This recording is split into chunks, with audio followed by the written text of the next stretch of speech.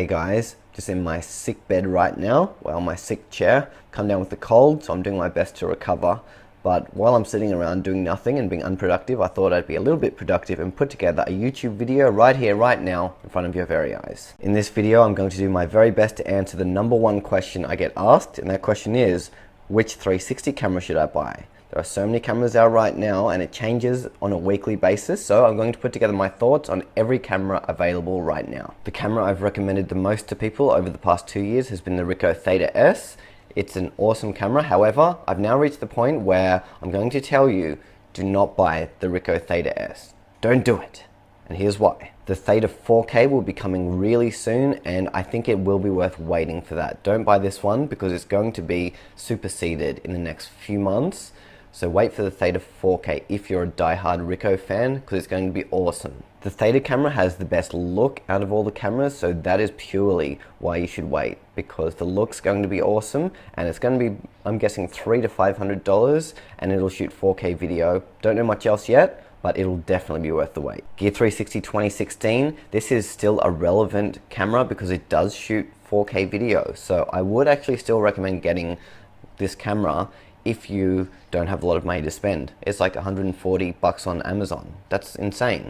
The 4K video it produces is still a massive competitor amongst all the other cameras out there. It still holds its own big time. So if you want a cheap 4K 360 camera, this is a no-brainer. It does have its limitations. You've seen those in my previous videos. However, like, this is just awesome for $140. If you're waiting for another camera to come out, this is barely any money to pay to keep you busy and happy while you're waiting. 2017 is a good camera as well. The video isn't as good. If you want a dedicated video camera, go the 2016. If you want an all-around 360 camera that is iPhone and Mac compatible, then the 2017 Gear 360 is probably a contender for you. I do think it's super versatile. However, I can also admit that my attention has been caught by many other cameras since I got this. Yes, it's a good camera, but it's evolving so quickly, the whole 360 camera space. Just when you think you found the camera of your dreams, a week later, something bigger and better will come out that's cheaper, does twice as much resolution. So this is both depressing and exciting at the same time. Next are the Insta360 cameras, both the Air and the Nano. Got them both here. And these are good cameras. They shine with live streaming, so if you're a big live streamer, you want to consider these because they plug into your phone. The huge drawback to these cameras, unfortunately, is you do need them to be plugged into your phone. Yes, there is a mount for this, but it just makes life really hard. You can't see what you're shooting and it's just really hard to get on a tripod and away from you. That's huge in my books. It needs to be portable. I think these cameras are more for absolute beginners who just want to try their luck at 360, see if they like it, and if they do, then upgrade to a bigger, better camera. I was insanely jealous when I woke up this morning to see this on my Facebook feed.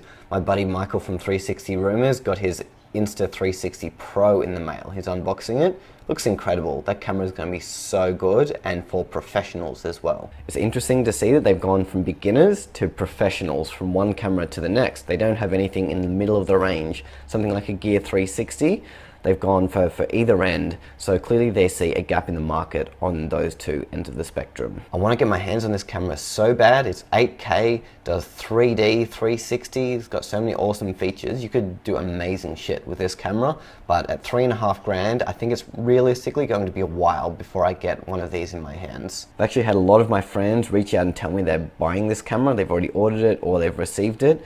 So that's actually surprised me. There's been a lot of buzz and a lot of people watching this unboxing video. 1.2K views in 7 hours.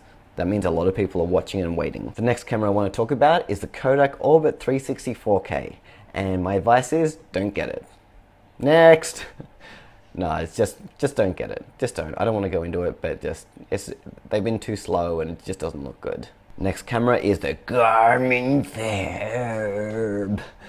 And that's just been released this week. I've had a few of my friends buy this one as well, and there's been some pretty mixed reviews. People like it and a lot of people don't. Apparently the 5.7K video has been problematic, the workflow's been problematic, there's no desktop software, there's been issues with the app, and from the footage I've seen, I'm not that impressed, to be honest. It looks just like any other camera. There's a lot of people on their Facebook group saying that they're thinking about returning the camera. They're having issues, they don't like the look. Apparently the photos are super low res, like 15 megapixels. That was something that was overlooked. That's really low res. Honestly, this was the camera I was going to buy. Yes, it's $800, but I guess it could have delivered for that. But after talking to Michael from 360 Rumors and going through this Facebook group, I'm in no rush to buy this camera at all. It's going to be good, but not great. The final camera that you should consider buying is the Youngme Mi Sphere. And I think this camera is going to be David versus all the others being Goliath, because David very well might win, because this is an awesome camera and nobody knows about it. The videos I've shot on this trump the video from any other camera I've shot with. It's 3.5K video, not quite 4K. However, the look is amazing, the stabilization is incredible. Did you see the last episode of Vlogin 360? Well, episode 2? I was walking and bumping the camera like crazy, yet it looked like I had a gimbal underneath the camera. It was so smooth.